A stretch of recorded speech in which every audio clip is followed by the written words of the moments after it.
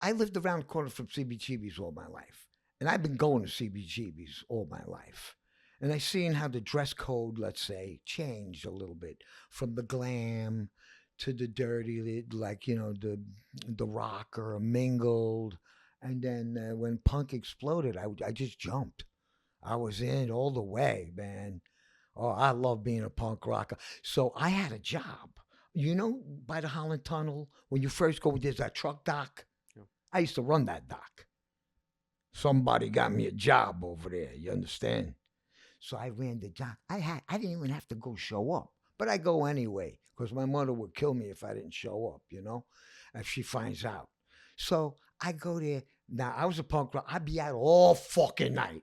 I go there, punk rocked out, blood, makeup on me, like Kiss Girl, like, all fucked up. And these guys were like square eggs. They get up, go to work, and they hated that I had this fucking job. But I was a good guy. Yo, you live far away. Yeah, go leave early. I'll punch your card. You drink, go in the back. Go in the back, drink. Don't worry about it. You pay a number guy. Yeah, come here. Put $5 on Brooklyn for me. Number 2. You know what I mean? I was a cool guy. I didn't care. You know what I mean? So they tried to sabotage me, because they didn't want me in that position. So I said, fuck it. So this is 1984. I had Roger waiting outside for me with the van. So I said, fuck these guys. I had a 2x4. I was practicing all week. I had this fucking perfect bat in my fucking hand. I'd be up there fucking hitting the wall like all week. So Friday comes. I make sure I got all my stuff, my pay, everything. I cracked about 5 guys' heads open. I went on a rampage. I raided the van, went right through the Holland Tunnel. I'm in another state in 5 minutes. So anyway, we played. Our first show, I believe, was down in Atlanta, Georgia. So it was a Sunday. Now from Friday to Sunday. So we get down there. I said, hey, let me call my mother. I called my mother. She was like, what did you do? I had to call Charlie. We had to straighten everything out with the union. What did you do? I said, Mom, don't worry. I'm all right, And that's the last time I think I really worked a job. Wow. I had Roger with I had it all set up, everything right there. Yeah. I point the van south. So how was it like living across the street from CBGB's? It was around a block away. Yeah. But yeah, it was before it was CB's, it was Hilly's on the Bowery. Yeah. So it was the Bums Bar. You get a shot in there for 15 cents, 10 cents back in the day. All rummies hung out in there. The kids, my older cousins, the neighborhood kids hung out in there. Then there were Hells Angels used to hang out in there. It was a neighborhood, Italian kids hanging out in there, There was a lot of Italian Hells Angels, Big Vinnie and stuff like that. He was famous for my neighborhood, Italian neighbor, how they go with that, And it was a real shithole. And then when they finally made it to CBGB's, they brought Norman Dunn, the sound engineer, in there, and he created the sound in there. That's why everybody wanted to do a board tape in there. And till today, Tommy Victor's got a lot of board tapes. I was on the corner of Avenue A and 7th Street, the A7 Club, 47 years ago, dressed up as a droogie. I can't wait for like another year or two where I can say 50 years ago. I just can't wait. That's how first of all, I was a musician before punk was ever a thing, So I considered myself a hard rocker. You know what I mean? And we used to go up. I had a band called Black Angus. And we used to play up in the Bronx a lot with the Ghetto Brothers, the Dynamite Brothers.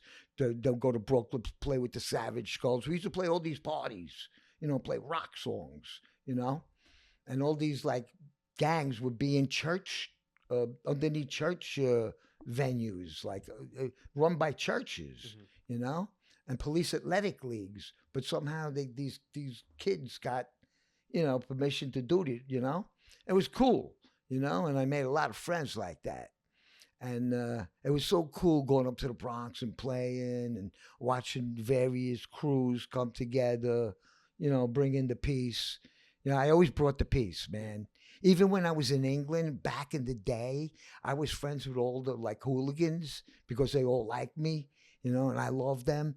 But they all be in my backstage, But they were never. They were all in different crews, but they were and that's how they all become friends now.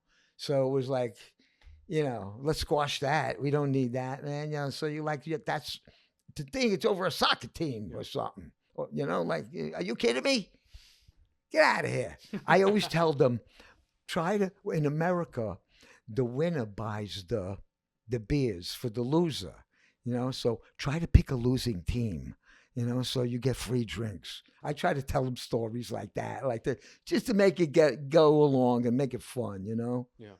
Which is true too. And don't be a sore winner or a sore loser. Yeah.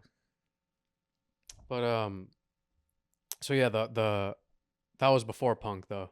That was just you as a musician. Yes, that was me as a musician before punk. You were just playing rock. Yeah, it was the old Italian band. There was Frankie, Sally, Vinnie, Joe.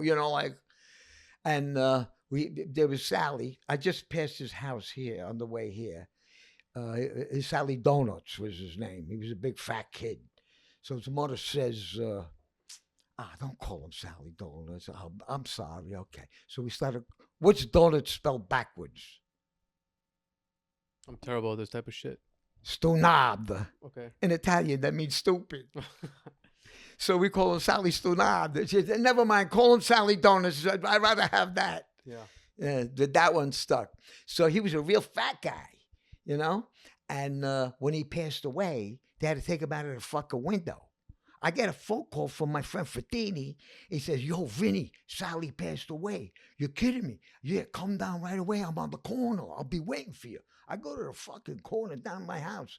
They got the street closed off. There's the police, the ambulance, the fire department. They had a crane. They had a cherry picker. They had to pick him out of the fucking window. It was about December 21st, around then.